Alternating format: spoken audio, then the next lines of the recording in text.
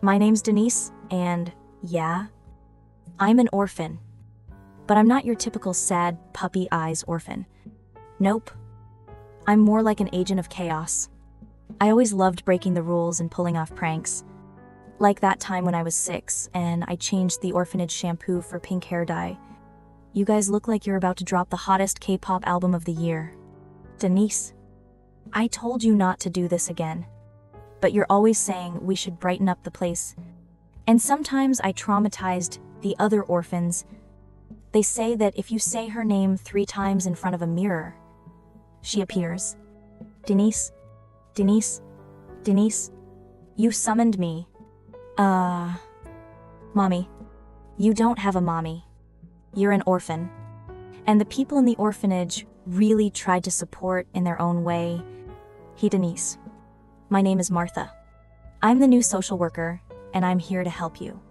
But let's just say it didn't quite work. That creature is beyond help. Wait, she's just a little girl. That's not a little girl. That's the Antichrist. I love that. That'll be my new nickname. Over the years, some families did try to adopt me. But usually the first meetings ended up with them running away in terror. What? It's just fake blood? Okay. I'm kidding. It's real blood. So, when I was still a kid, I changed my status in the orphanage system to already adopted, do not disturb. It was the easiest way to stop all those noisy, we just want to give you a better life families from bothering me. Anyway, I was waiting for my real parents to come claim me. Of course, I never met them, but I was sure they weren't like the other adults. In my mind, they were super special and cool. Maybe criminal masterminds pulling off daring heists or spies, living under fake identities or outlaws on the run. Too dangerous for a normal life or to raise a daughter. Just some years later, I got to meet my real parents, and they sure weren't what I was expecting at all. One night when I was 17, I was in the director's office just replacing his stress meds with laxatives when suddenly a door at the back caught my attention. With my expert lockpicking skills, I had the door open in under a minute, and inside, I found the records and files of all the orphans. It wasn't hard to find mine. It was a little larger than the rest. There were reports, complaint forms, and even some newspaper clippings of the times I'd escaped the orphanage for a while to pull off some of my more daring feats. Oh my god. It's like someone made a scrapbook of all my greatest hits. Then, tucked between all the chaos, I saw it. An old page with 2 names under the heading Parents. My heart stopped. Carmen and Henry Blandon. Sure, their names didn't scream criminal masterminds, but they were there. And there was even an address. That same night, I stuffed my file into my backpack and ran away from the orphanage. After a couple of days of hitchhiking and borrowing some strayers' cars, I finally arrived at my parents' address. It was a suburban house with well-cut grass and a family car. It wasn't what I was expecting, but I was ready to know the truth. I was about to approach the door when it suddenly opened, and I finally saw them. A woman in mom jeans who looked like she hadn't updated her haircut since the 9 seconds, and a man who looked like he got excited about filing taxes. Don't forget our dinner date for Blandine's Day. Wouldn't miss it for anything. You, me, dumplings, and slow dancing in the kitchen. You sure you can handle that much romance? Only if you wear those socks with the little tacos on them. Ew. I wanted to scream. Get a room. And just then, a girl about 13 years old walked out wearing a high ponytail and a unicorn backpack. That had to be my sister. Ew? I forgot it's Blandine's Day. I'll see you at 7:00. Honey. Hopefully. My breakup with Gary will be quick and painless. Wait. Who's Gary? The mole on your dad's back. He's having Gary removed before dinner. I'm leaving now and never asking questions again. Don't run from your stepmom. Andrea? I'm blocking this whole thing from memory. As they all drove off, I was fuming. Not only were they painfully ordinary and extremely lame, they had another daughter, one that they kept. All this time they were playing happy family while I counted cockroaches on the orphanage walls. And right then and there I decided I was going to do everything in my power to destroy their fairy tale life. So I tailed them from a distance all the way to Andrea's school. The first step of my plan was to infiltrate the family, and this pathetic unicorn princess was my way in. I walked into the school with the confidence of someone who'd been going there since kindergarten. I couldn't join Andrea in her class, so I spent the morning lurking around, waiting to catch her at recess. But when I walked into the cafeteria, music. I saw I wasn't the only one who had beef with her. Give me my backpack and leave me alone. Or what you're gonna call your unicorn buddies. This was the perfect opportunity to gain my little sister's trust. Just leave her alone. You! They all turned to look at me. Who are you, and why are you dressed like a homeless person? Don't you have a mirror at home? Oh? Is that the best you have? You look like you practice your insults in the mirror every morning. Mirror. Mirror. Who's the lamest bully in town? Spoiler alert. It's you. The rest of the kids left, and you could see his bravery fizzle out. Why do you even want a unicorn backpack? That's kind of sus. What, no? It's not for me. It sells well on eBay. Right? Sure. Big market for used unicorn backpacks. Shut up.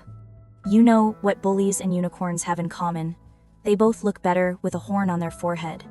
At that moment, I snatched an ice cream cone right out of the hands of one of his sidekicks, and splat, I planted it dead center on his forehead. The crowd erupted with laughter. For a second, he just stood frozen, tears mixing with melted ice cream. Then he ran off. This is not over. Sure. Next time, I'll bring sprinkles. As the crowd began to scatter, Andrea walked up to me.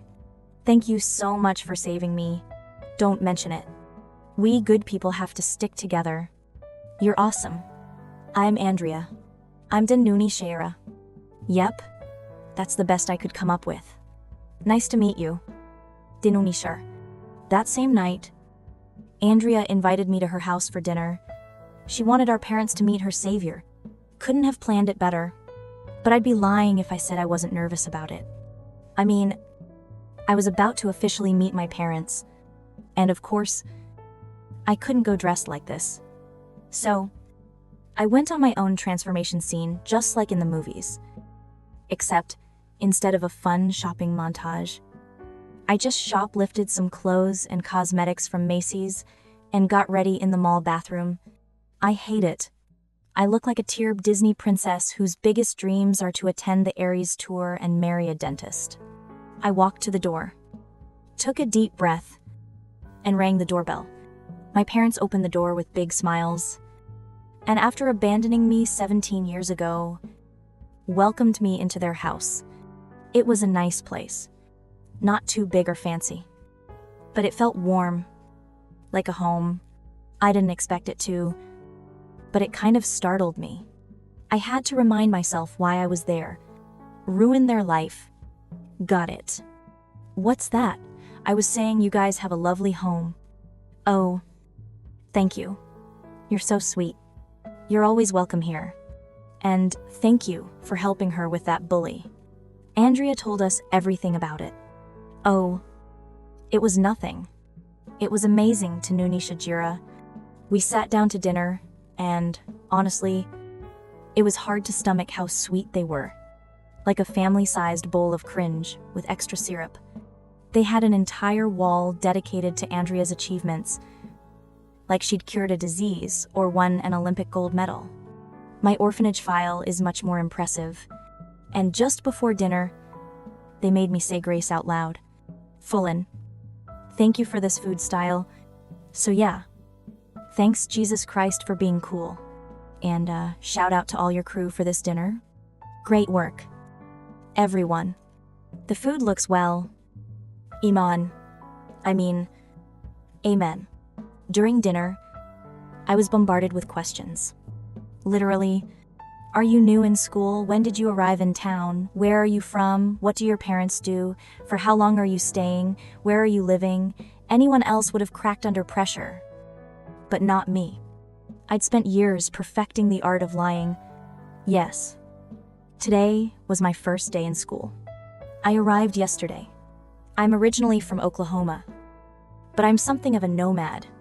My parents are circus artists, so they're always touring around the world. Right now, they're in Asia. I'm supposed to stay here for a year. I'm living in a drafty apartment above a dry cleaner downtown, and the bathroom's outside. But hey, at least the hallway raccoon looks disease-free, and it's not a circus cage. Oh, honey, they felt so bad for me. They invited me to stay with them. Just until my family came back, and Andrea was over the moon about it. Are you sure about this? I don't want to impose.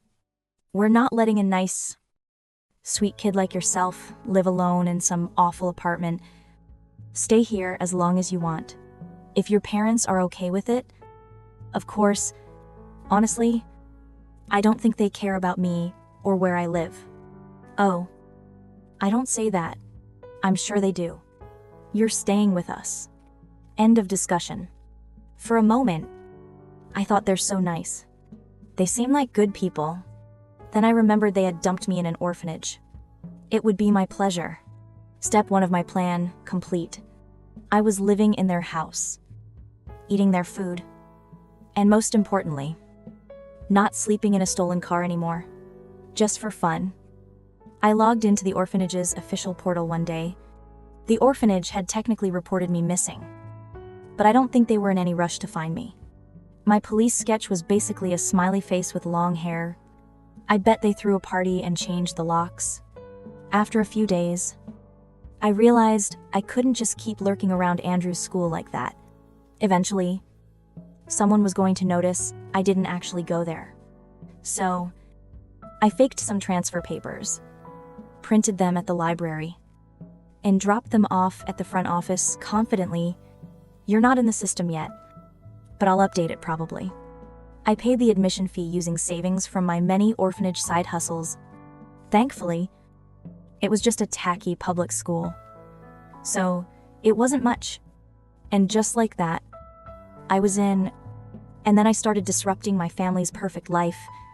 I started small, switching the salt with sugar, hiding the remote, setting all the clocks, half an hour off. Then I kicked it up a notch. I accidentally left the back door open and lured the neighbor's goat into Mr. Clay's, Blandon's study. It ate his entire stack of work documents and chewed up 2 USB sticks, but they always managed to spin it into something positive. This coffee is a little salty, but it's got personality, and I love it. Must be a new trend. Music? This one's unreadable. But maybe that's the universe telling me to take a break. You've been working too hard lately. It's a sign. You're right. Honey, thank you. Mysterious, wise goat of destiny. That goat ate your entire fiscal quarter. We've always said, when one USB doesn't work, another one will. Are they high on essential oils or what? I don't know if it was their sickening optimism or the fact that I just accidentally salted my cereal, but the urge to vomit kicked in hard. I was getting defeated by a family of wholesome weirdos. But then it clicked right there. I came up with a plan so diabolical that I gave myself the creeps. If I really wanted to get back at my parents, I had to do it through their greatest weakness.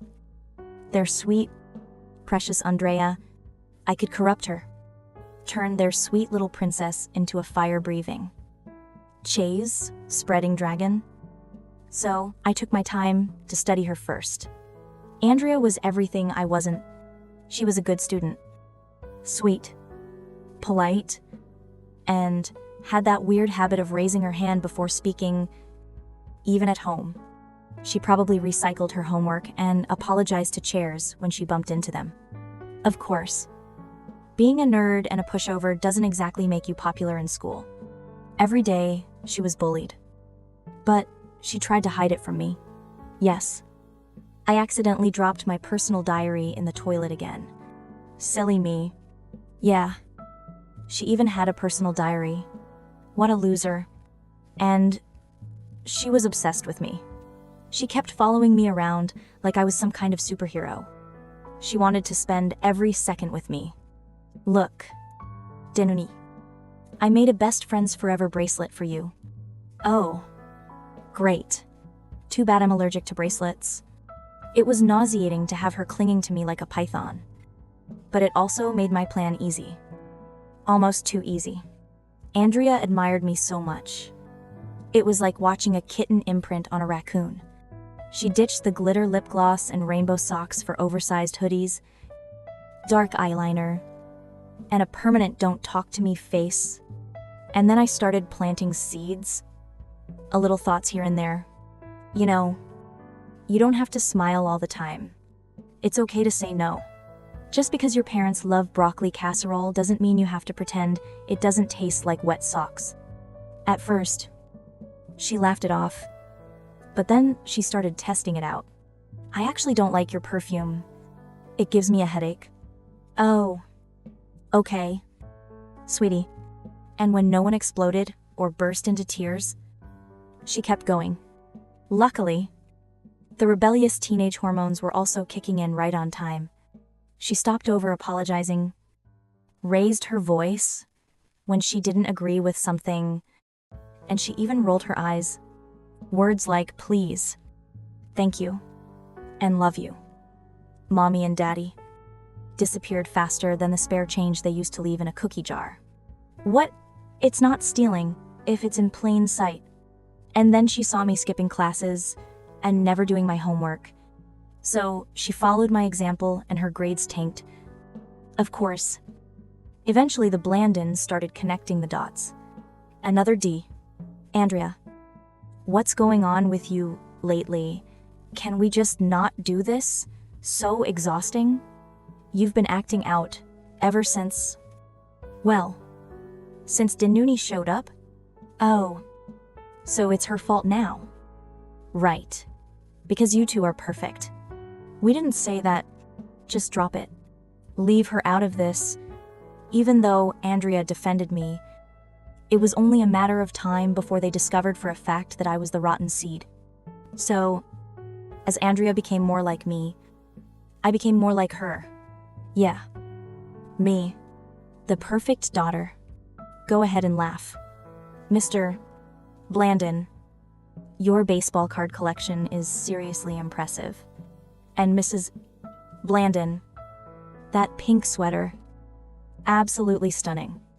Oh, you're just the sweetest. Just saying it like it is. Mrs. RB, we can go to a baseball game sometime if you want. Of course, there's literally nothing I'd love more. Oh, Denuni, we owe you an apology. What for? We thought maybe your influence wasn't that great for Andrea. She's changed so much. Oh, well, you know, it's just tough being a teenager. Exams. Or Monis. Peer pressure. Probably a boy named Jaden, who plays the ukulele. It's a whole storm. But I don't want to cause you any distress. And maybe it would be better for everyone if I went back to my apartment. No. Denoni. It's not your fault. We were obviously wrong. You've been nothing but sweet and helpful to us. Please stay. My plan was working like a charm. But I knew that turning Andrea fully evil wasn't just about ditching glitter and grades. So, when the universe dropped the perfect opportunity into my lap during lunch, I knew it was showtime. A boy walked up to our table. Tiny. Wearing glasses and struggling to balance his food tray and stack of books. Move his chair. But he'll fall. Exactly. Andrea's conscience was clearly battling with her desire to impress me. The nerd took another wobbly step toward our table. Do it now, or he'll make it. And if he makes it, he sits. Andrea reached over and moved the chair, and the boy landed on the ground with a loud thud. Food and books flying everywhere. Suddenly, everyone around started laughing except Andrea. She was looking horrified. but then didn't think you had it in you to bring down a nerd, Andrea. Respect. And just like that, a tiny barely there smile cracked through her face. For once, people were not laughing at her. But because of her, she'd tasted chaos. And she liked it. Her villain story arc was complete. The rest was a walk in the park. Her grades kept sinking faster. Detention became part of her daily routine. And our parents visited the principal's office so often. They were on a first-name basis. Meanwhile, I kept right on being the worst influence ever. You're definitely old enough to get a skull tattoo. Totally. You should kidnap that girl's dog. Sure? It's only natural for you to scratch the principal's car with your key. He's so annoying. It was only a matter of time before Andrea got suspended. I'd never seen the Blandons so angry and disappointed and so clueless. Andrea, all we want is for you to talk to us. We want to understand you. To be there for you. You want to help me? Then leave me alone. I hate you two. They didn't even have the strength to scream or scold her. They were utterly defeated, and I was so delightfully sweet. They never suspected I was the one behind all this. My parents' fairy tale life was crumbling, and it was time for the final flourish. They don't get you. They never will. Sooner or later, they'll give up and send you away to some boarding school with plaid skirts and discipline drills. A little harsh, maybe, but it worked. They've always seen me as this perfect little doll. I've always followed the rules and done the right things. And it never got me anywhere. But you don't care what anyone thinks. You don't beg to be liked. I want to know what that feels like. I want to know what made you like this. Maybe if I lived like you did, I'll finally stop feeling so weak. You want to be me. Start by making better life choices. Like what liking and subscribing to MSA obviously already did. Good. There's hope for you yet. Okay. I wasn't used to people trying to relate to me. I didn't know why she wanted to understand me so badly. But there was rebellion in her eyes. And I knew she was ready to deliver the final blow. Then, just do what I would do. Blow it up. The next day, Mr. Blandon took Andrea to his office, thinking it would be a chance to bond, which was stupid, considering she'd been acting like the spawn of Satan. First, she sent everyone running out of the office by accidentally setting off the fire alarms. Then, she found the office smart speaker controls and hijacked them during an all-hands meeting. Baby Shark blared over the system for half an hour before someone figured out how to shut it off. But later that day, Andrea wandered into the break room, and as luck would have it, she overheard the CEO in full meltdown mode on a call yelling about cutting staff like fat from a steak. Naturally, she recorded the whole thing on her phone, snuck back to her dad's desk when he was in a meeting, and uploaded the video straight to the company's internal Slack channel. Needless to say, Mr. Blandon left work that day with a cardboard box and a security escort. That night, the Blandons sent Andrea to bed without dinner. As they sat in the living room silently, I spied on them from the staircase. What are we going to do now? That job was all that kept us afloat. We're going to be okay. How, I don't know. I did it. I ruined the lives of my neglectful parents. But it didn't feel like a sweet victory. I really hate to say it, but I actually felt bad for them. Sure, they deserved it. But Andrea didn't. She was a victim just like me.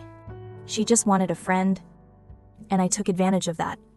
And suddenly, I felt horrible. Oh my God.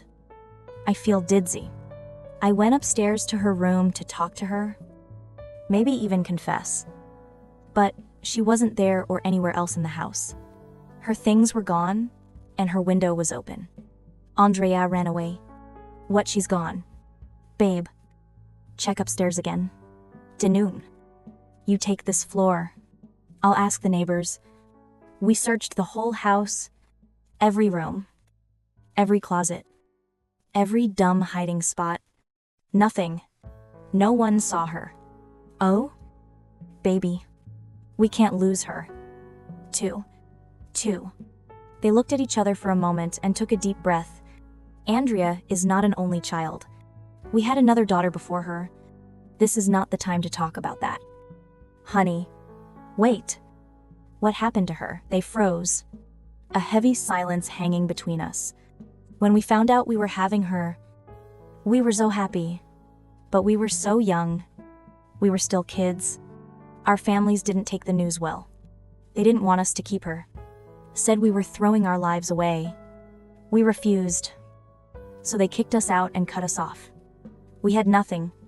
We were living in a broken-down trailer. And we didn't have money for diapers. And food. Or heating. One night, she got sick, and we couldn't even afford to take her to a proper doctor. We tried our best. But it wasn't enough. We realized that if we really loved her, we had to let her go. I listened to their story, barely holding it together, fighting the urge to cry or just explode. We took our girl to an orphanage and left her there. It was only until we got back on our feet. We were always going to go back for her. But you didn't.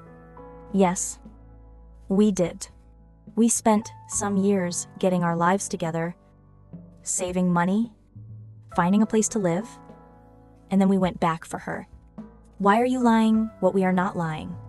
You never came back from me. That one word hit like a lightning bolt. There was no need for any explanation. They understood everything in a second. Their eyes welled up instantly. Denise.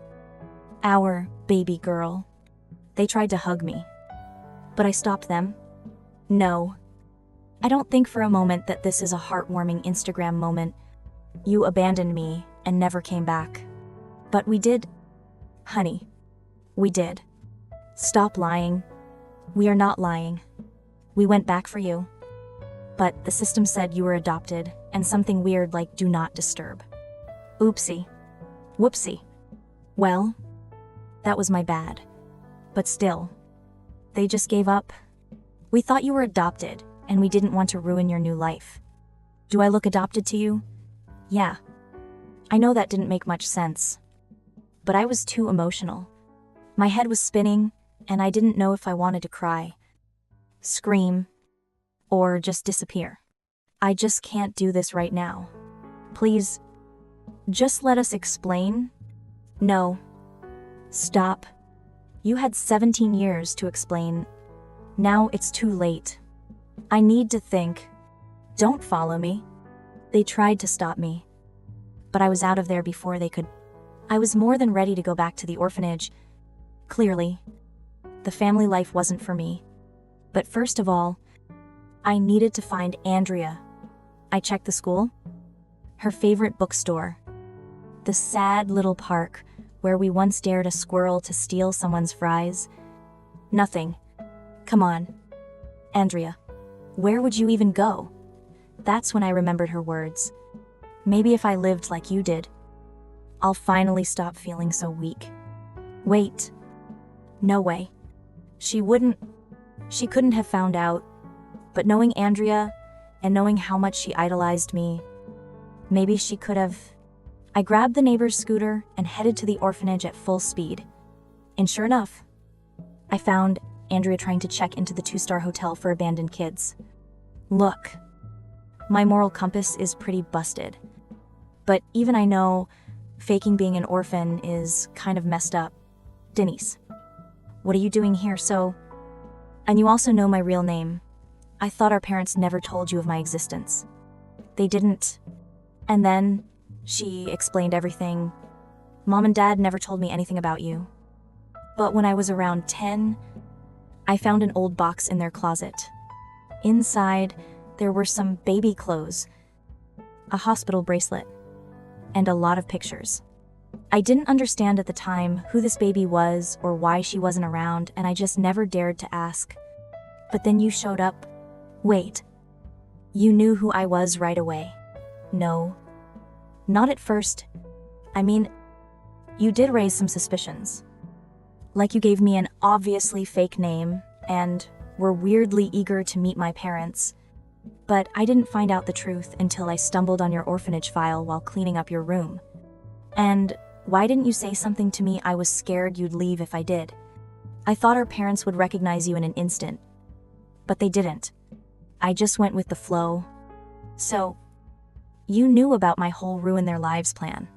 Yep, I kind of figured that one out. 2. Why didn't you try to stop me? Because you had every right to be angry with them. After reading your file, I understood what my parents had done to you. You had to live all your life in a horrible place like this without knowing who your parents were or why they had abandoned you. Of course, you acted out, and they never even told me I had a sister. They weren't even planning to. So, you didn't go all evil and chaotic because of me. Well, yes. I mean, at least partly. The truth is, I did want to impress you. You're bold, fearless, cool. The opposite of me. I started copying you at first because I wanted you to like me. But when I read the file, I just got so mad at our parents. They deserve all we did and more after what they did. They were struggling and desperate. What are you going to justify their actions now? No, not exactly. But I think I get them better now. They were scared, overwhelmed, and they made a horrible decision. And so did I. I hurt someone who didn't deserve it just because I was mad and scared and I thought it would make me feel better. I wanted to destroy them and I used you to do it. You were just this sweet, unicorn-loving nerd and I turned you into, well, me. That's not sister stuff. That's villain stuff. And I'm really sorry. I ended up here because of their mistake. And now you're here because of my stupid revenge. I came here because even though I know it's not my fault, I can't help but feel guilty. I had this amazing childhood, and you didn't. You were all alone. But I'm not alone anymore. I have no more plans. Not more agenda. I just want to be your big sister if you let me. Andrea didn't say anything. She just threw her arms around me and we hugged hard. And for the first time ever, I felt like I had a family. I didn't seem to care about the past anymore. We called our parents and they came to pick us up.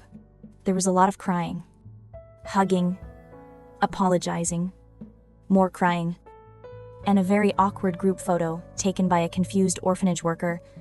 Let's go home. Story 2. When I walked into the restaurant, I actually believed them. I saw the private room, the flowers, the family, friends, all smiling. And then I saw the banner, "Congrats on the launch." Henna, for one stupid, perfect second. I let myself believe that my family, who had called my new graphic design studio a cute little hobby, had finally seen me. Then my sister, Emily, clapped her hands. A waiter stepped forward and rolled up my banner. Underneath, a massive, glittering sign read. She said, "Yes, congrats Emily and David." My business launch was a lie. It was just the cover story for my sister's surprise engagement party. They thought I'd just stand there and take it. They didn't know I was done. And they certainly didn't know that 2 weeks later, Emily would be calling me, sobbing. After her fiancé's mortgage application was denied, the applause was deafening. Emily strutted into the room, hand already raised to show off the ring. Her fiancé, David, trailing behind her like a new accessory. "Oh my God. You guys," she squealed. "I'm literally going to cry." She didn't cry. Of course. Emily only cries when it's financially convenient. I just stood there, off to the side, still holding my new leather portfolio. I'd spent weeks on the logo examples inside, prepping for what I thought was my night. I felt invisible. The portfolio suddenly felt less like a symbol of my new life and more like a prop I'd stupidly brought to someone else's show. My mother, Susan, finally noticed me. She rushed over, not to apologize, but to manage the situation. She grabbed my arm, her nails digging in slightly. Hannah, honey, I don't look like that, she whispered, smiling for the guests. We knew you wouldn't mind sharing the spotlight. It was just so much easier to get everyone here for one event. You don't like all that attention anyway. Right. That's the line. The one they've used my entire life. Hannah doesn't mind. Hannah's the easygoing one. Then my father, Robert, chimed in from across the room, raising his champagne glass. And we even had them make your favorite dessert. Hansi, we didn't forget you. Emily finally drifted over, wrapped in a cloud of expensive perfume and entitlement. She air-kissed the space next to my cheek. Hope you're not mad. Han, she said, her voice loud enough for everyone to hear her perform her generosity. It was just the perfect timing. And David was so nervous. We can totally celebrate your little studio thing later. I just nodded. My throat felt thick. Oh, she added, like an afterthought. And hope you don't mind. We kind of used your business card for the deposit. It was just easier than using mine. You know, with all the planning. My smile cracked. It wasn't a question. It was a statement. I pulled out my phone. My hands felt cold. I told myself I was just checking, just in case. I opened the app for my new business bank account, the one that held every dollar I had saved, every freelance check I'd earned over 2 years of working nights and weekends. And there it was. A charge from 3 days ago. $1,000. The private room deposit. Another charge from yesterday. $1,500. Catering. And another $400. Custom floral and decorations. $2,900.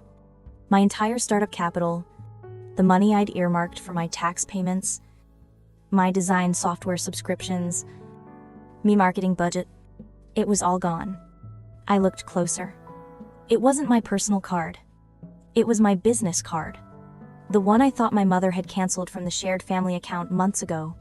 They hadn't just borrowed money.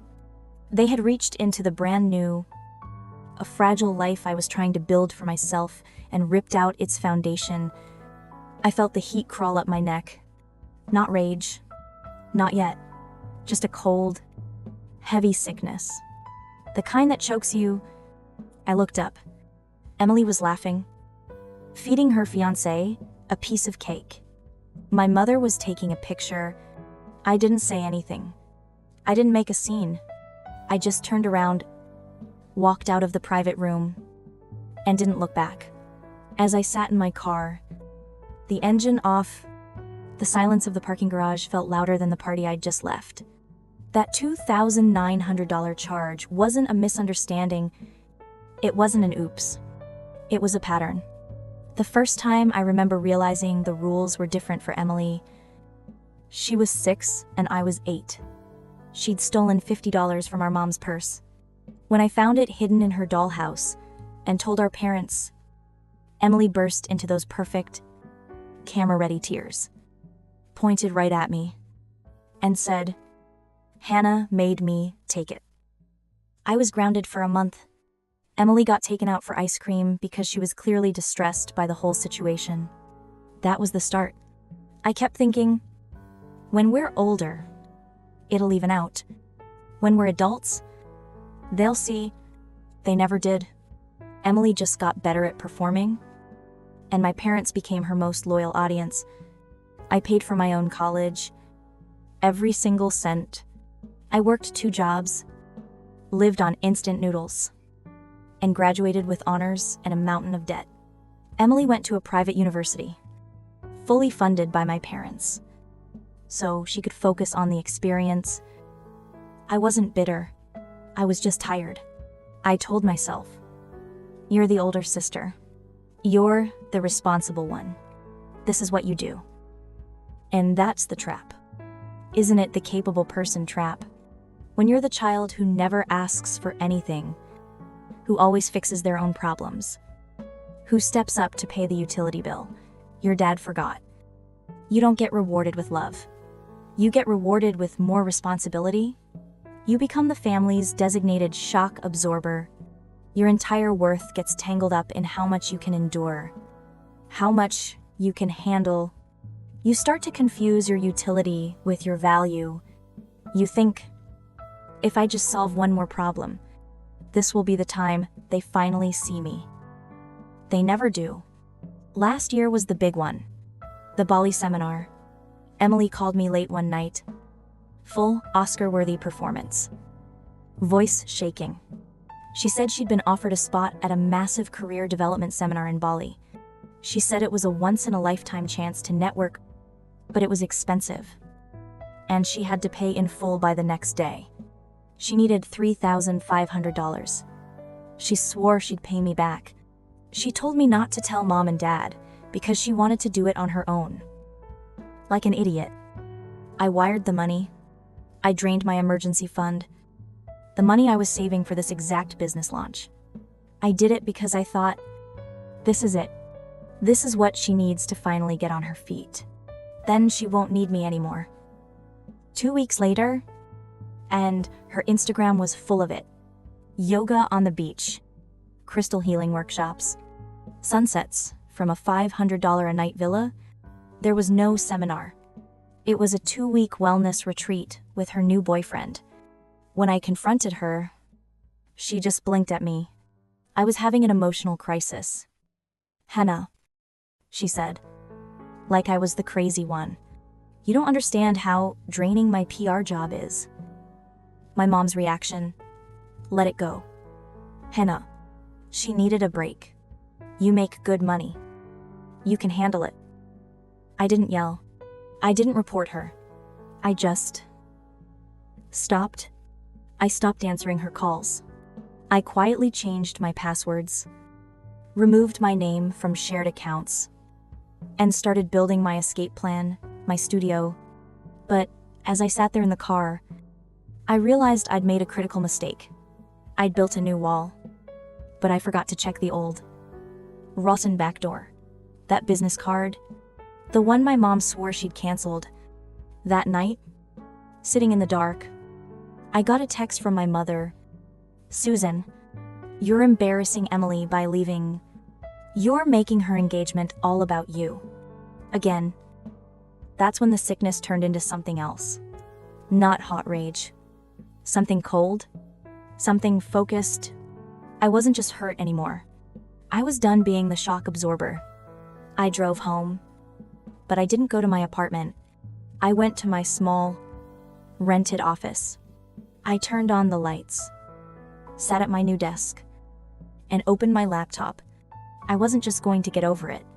I was going to get even. I spent the next 6 hours gathering receipts. Literally. The invoice from the restaurant with Emily's email as the primary contact, the floral bill with the note for Emily and David's big night, the old text messages where Emily asked for the card number for a shared software account.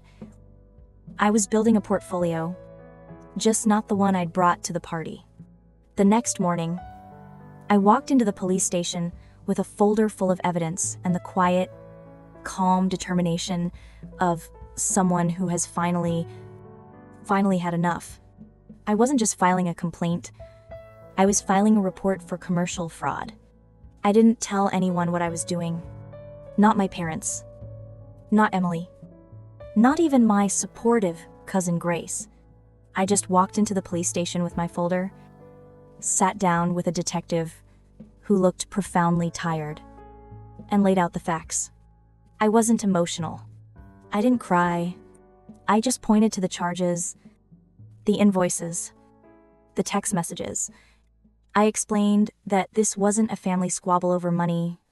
It was commercial fraud against a new business. When he asked me if I was sure I wanted to proceed, I just said, I'm sure. I signed the paperwork and walked out. For 2 weeks. My phone was silent. I think my family assumed I was just sulking. They probably thought I was sitting in my apartment, crying, waiting for them to text me and tell me to get over it. They figured I just absorbed the $2,900 loss like I'd absorbed every other loss they'd handed me. What I was actually doing was working I took on 3 new freelance projects, working 18-hour days to try and claw back the capital they had stolen from me. I was exhausted, but I was focused. Then, the call came. It was 6:15 in the morning, 2 weeks after the party. Not a text. A call, my phone ringing over and over, vibrating against my nightstand. I let it go to voicemail. It rang again, and again. The 4th time, I picked it up, my heart pounding. My first thought was that someone had died. Honestly, that would have been easier. Hannah, it was Emily. She wasn't just crying, she was hyperventilating. Oh my God. Hannah, I'm at the police station. They're saying there's a report, a fraud report with your name on it. What did you do? I sat up in bed. I turned on my lamp and just blinked at the phone. What did I do? I asked. Emily, are you being questioned? Yes, they said I used a card that wasn't mine. They're talking about charges. Hannah, you have to call them. You have to tell them it was a mistake. Tell them it was for both of us. It was a party for both of us. I took a breath. My voice came out quiet. I cold. It wasn't a party for both of us. Emily, it was your engagement party. And you stole from my business. The sobbing stopped. Instantly. Like a switch had been flipped. Her voice turned sharp. Acidic. I did not steal, she hissed. Mom said it was fine. You are ruining my life over a stupid party. You're ruining my engagement. You've always been jealous of me. And now, you're ruining my life. And there it was. The classic defense, the tears, then the rage, then the victim blaming. I used to think she was just a liar. But as I sat there, listening to her, I realized the truth is so much scarier. She actually believed it. In her mind, she had done nothing wrong. This is the part that people outside of these dynamics never understand. They don't get the psychology of the golden child and scapegoat system.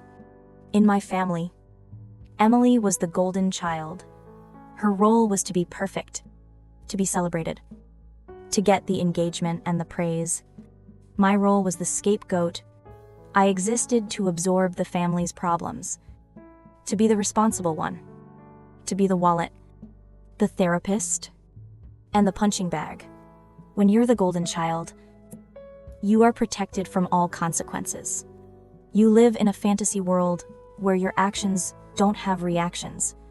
You can take $3,500 for a seminar and go to Bali, and it's fine. You can steal $2,900 from your sister's business, and it's just using a card.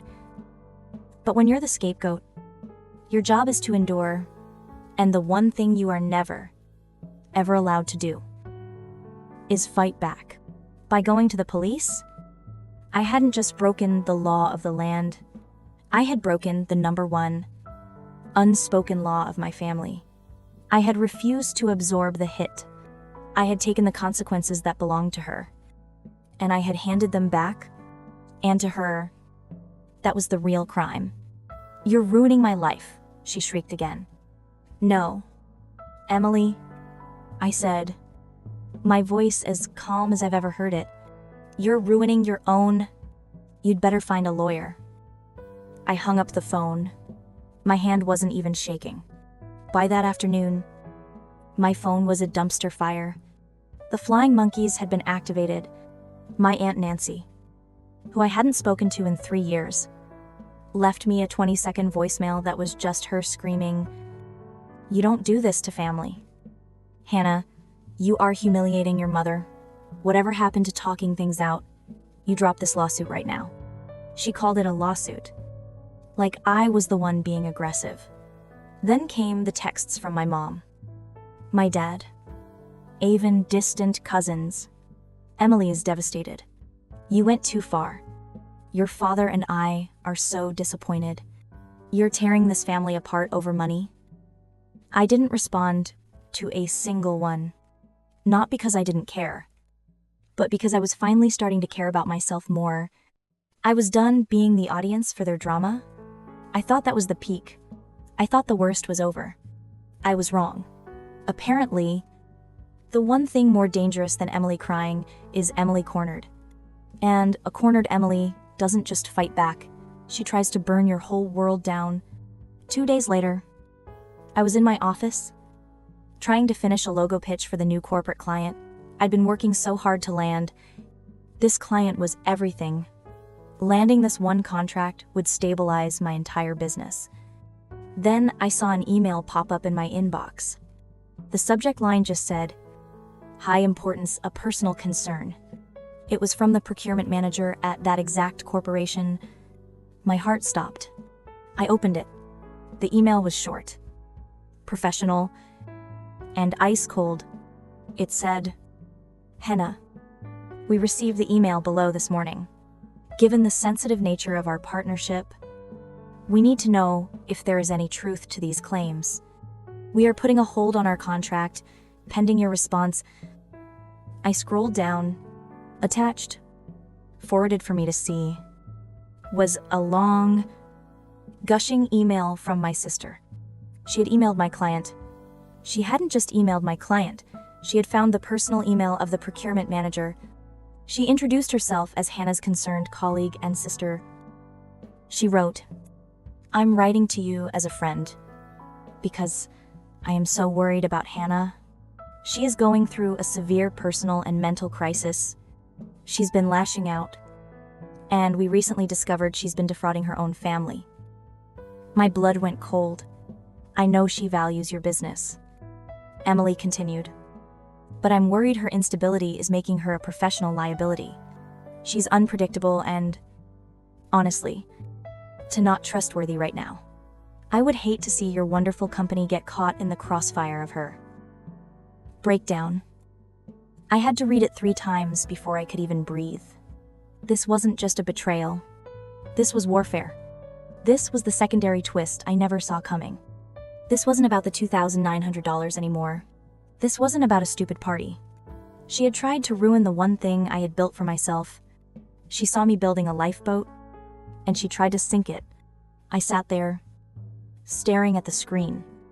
And for the first time, all the hurt, all the shame, it was just gone. All that was left was this quiet, terrifying clarity. They weren't just toxic. They were dangerous. And Emily would never, ever stop. My fingers hovered over the keyboard. My first instinct was to write a novel, to defend myself, to expose every lie from the past 20 years, to attach the receipts from the Bali trip. But I didn't. I took a deep breath, deleted the angry draft, and wrote 3 simple, professional sentences. "Thank you for bringing this to my attention. The person who sent that email is the subject of an active commercial fraud investigation, case number 729B. The claims are fabricated as an act of retaliation. I have attached the initial police report for your records and am happy to answer any further questions." I hit send, and I waited. I figured I had a 50-50 shot. The reply from the procurement manager came 2 hours later. "This is sufficient. We are moving forward with the contract. Our legal team will be in touch." I stared at that line. "We are moving forward with the contract." I think I finally, actually, cried. Not for what I'd lost, but for what I'd just saved. That night, my phone lit up with a group call. My mom, my dad, and Emily. The final? The spirited PR campaign. I stared at the accept button for a long time. Then I pressed it. Hannah, my mom, Susan, started. Her voice full of that soft, fake, "We're all reasonable adults here" tone. "We're glad we can finally talk. This has all just been a terrible misunderstanding. We just want to put this behind us." My dad, Robert, chimed in. As a family, I waited. The silence stretched. Then, a huff from Emily. "I'm sorry." She snapped. "Okay, I'm sorry. I didn't mean to hurt you." It was the flattest, angriest apology I'd ever heard. It sounded like a child being forced to say sorry after pushing another kid off the swings. "What exactly are you sorry for?" "Emily," I asked, my voice quiet. Another pause. I could practically hear her rolling her eyes.